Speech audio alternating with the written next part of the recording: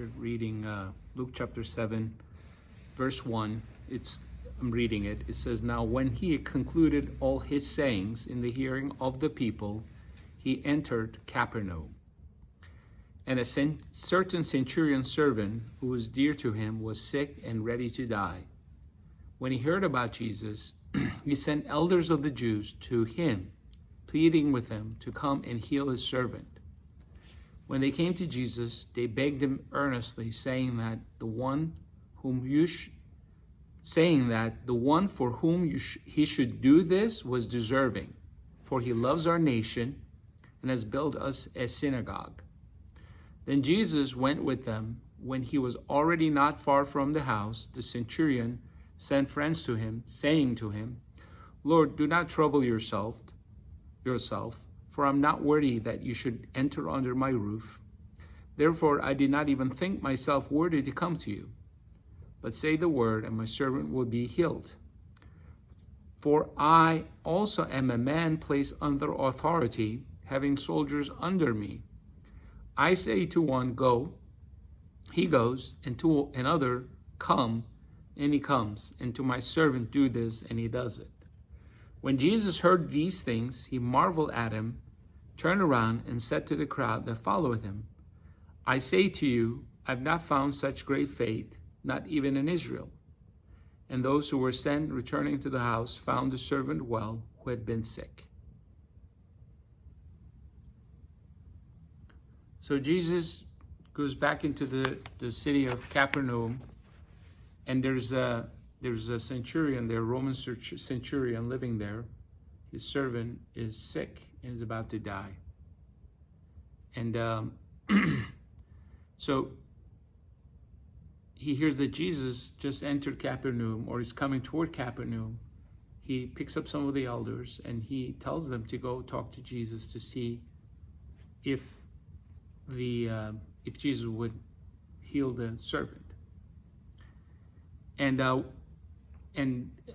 elders of the Jewish elders are making a compelling case. Hey, this guy deserves this. He has also built us a synagogue. This guy loves our nation. So Jesus says, okay, I'll go heal him, the servant. So when he's approaching, he's met with another wave of centurion friends. And the centurion friends are telling Jesus that, hey, the man sent us. He doesn't think himself worthy to come to you. And he's not even worthy to have you under his roof. So just say the word.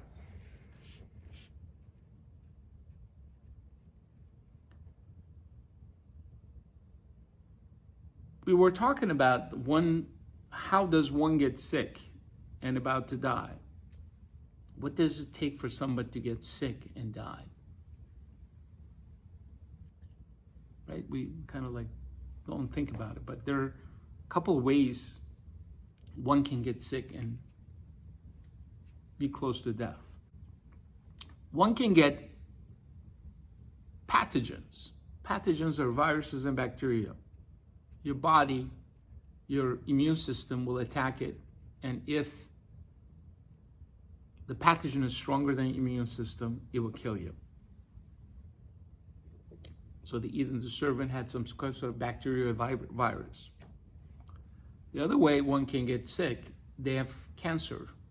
Cancer is a multiplication of your cells, but they're out of control, and eventually it will kill you. The other way you will get sick and die because you have some sort of an organ failure. Those are a couple of the ways I can see. So this centurion, he was part of a military unit called a legion.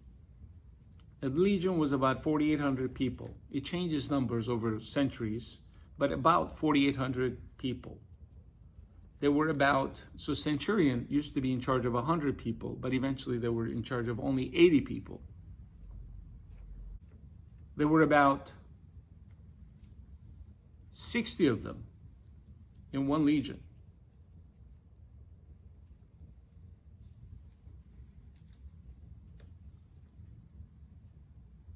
6 of these groups of 80 created this thing called a cohort, which was about 480 people.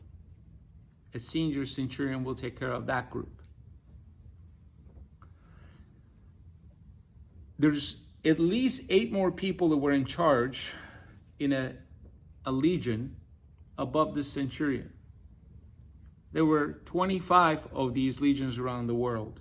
And probably Romans also had a lot of auxiliary and also navy. Centurion understood the hierarchy, and the very top of the hierarchy where the Emperor Tiberius was sitting. Tiberius was the current emperor of his time. Centurion probably had no opportunity to ever see Tiberius in his lifetime because he was the top dog, and there were all these hierarchies in the Roman chain of commands and establishments. He understood hierarchy. When he hears about Jesus, he knows where Jesus ranks in the heavenly hierarchy. He says, you know what? There are people above me. I obey their orders. There are people below me. They obey my orders. You don't have to come here.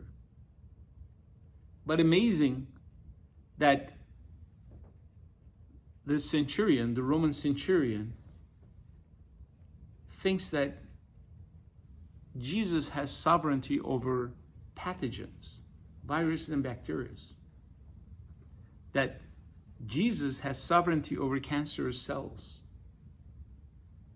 That Jesus can actually repair a failed or failing organ.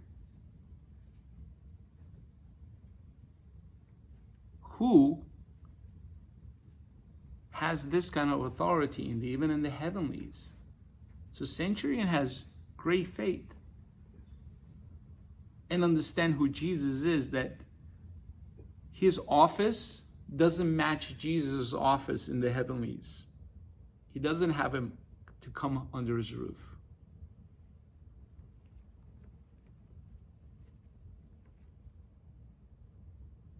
And that's why Jesus is amazed by his faith, because he understood it. He got it. So none of us are struggling with pathogens to the point of death. Nobody has cancer that I know of. And nobody perhaps have organ failures, perhaps. But remember that this is not about healing. First of all, God is sovereign. He will not let you have the pathogens come into your body. It just shows that if you are ever in a situation, remember that God is sovereign and Jesus is sovereign. What he would do with it, I don't know. And the purpose that he has for you, I don't know. But he's sovereign. Let's continue reading. Verse 11. Now it happened the day after that he went into a city called Nain. Many of his disciples went with him, and a large crowd. When he came near the gate of the city, behold, a dead man was being carried out, the only son of his mother, and she was a widow.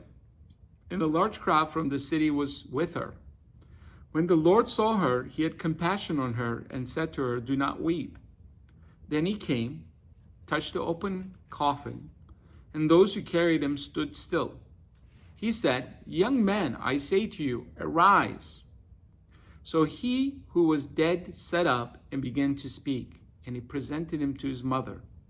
Then fear came upon all. They glorified God, saying, "A great prophet has risen among us, and God has visited his people." And this report about him went throughout all Judea, all the surrounding region. So the next day, Jesus leaves Capernaum and starts walking toward Nain, which is not that far. It's a day trip. Next day, him and his disciples and a whole crowd of people are following Jesus into Nain. As they're coming, they see this funeral procession. This people from the town are coming out. So one crowd is about to meet another crowd. But this crowd is carrying a dead man only son of a widow. And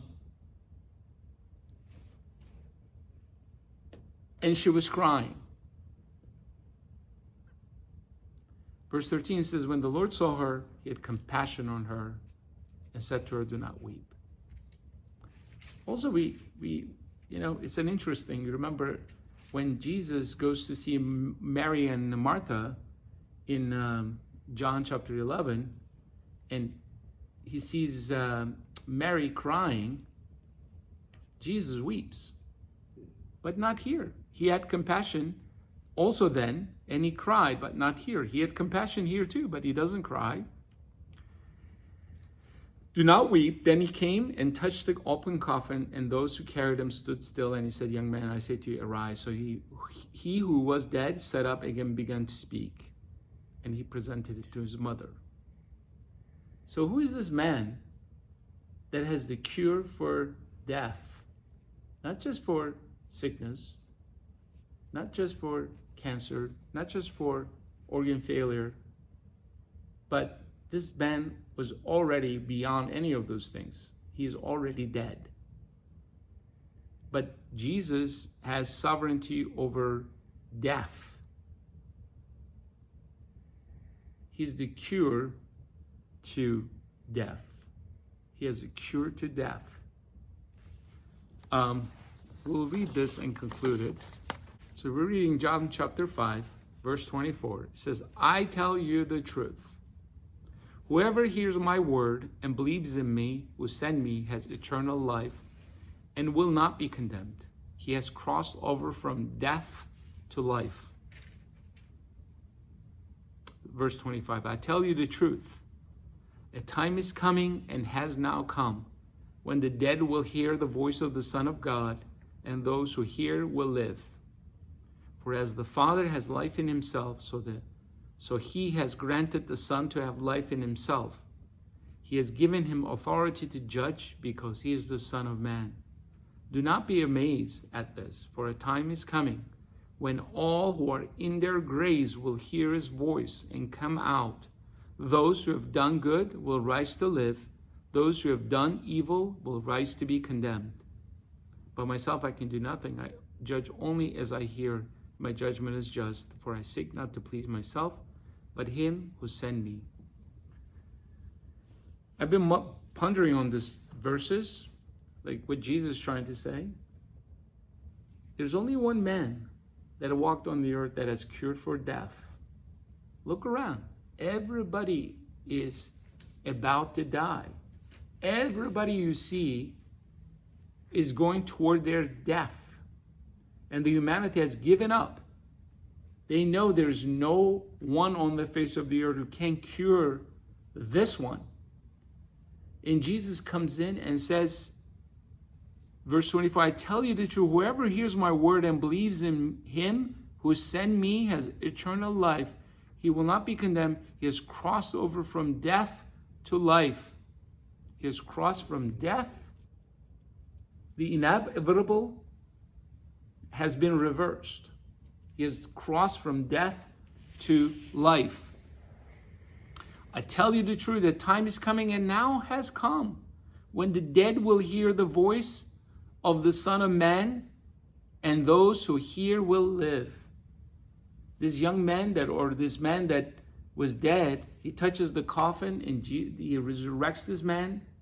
And it wasn't the only time he resurrected people. Jesus resurrected Lazarus in John chapter 11. And also there was a young girl, Jairus' daughter, in Mark 5.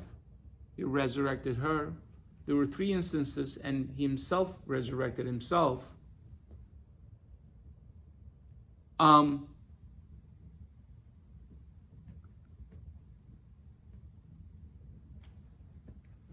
was talking to this couple today, and they're elderly. The gentleman reminded my father before he passed away. My father passed away last year. He's around that age. I said, I know someone who has a cure for death. They're elderly. They're waiting for the inevitable.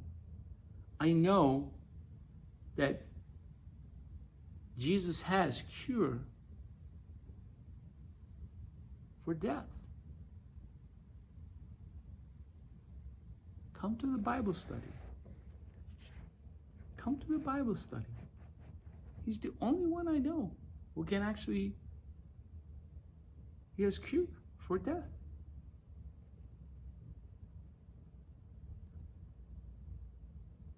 The work that has been given to us is not a small matter. We're not just talking about religion here.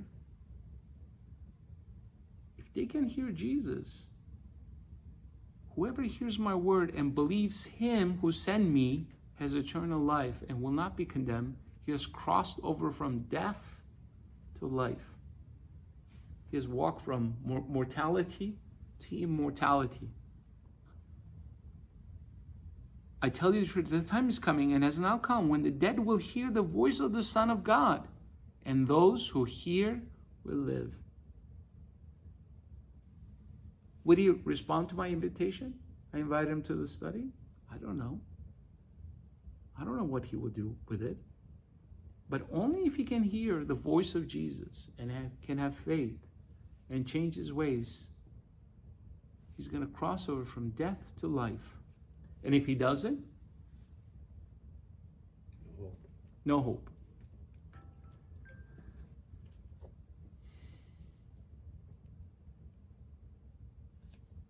Summarize.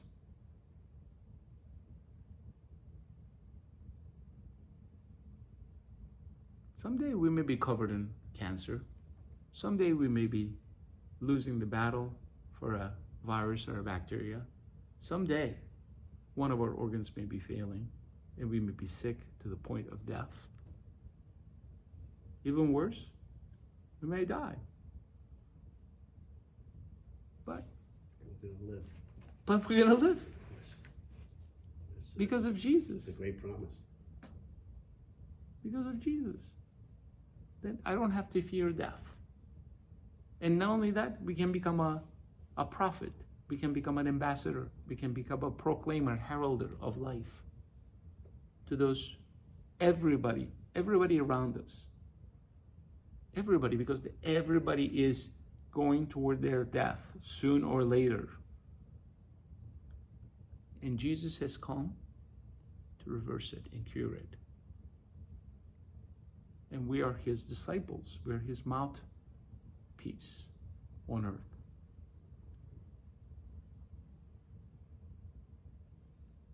So, may God grant us eyes as carrier of this life to the people that are dying around us. And may God give us boldness to open our mouths and say things, perhaps that will fall onto their ears. Maybe they will hear Jesus. Maybe they will have faith. Maybe they will seek Jesus while there is time.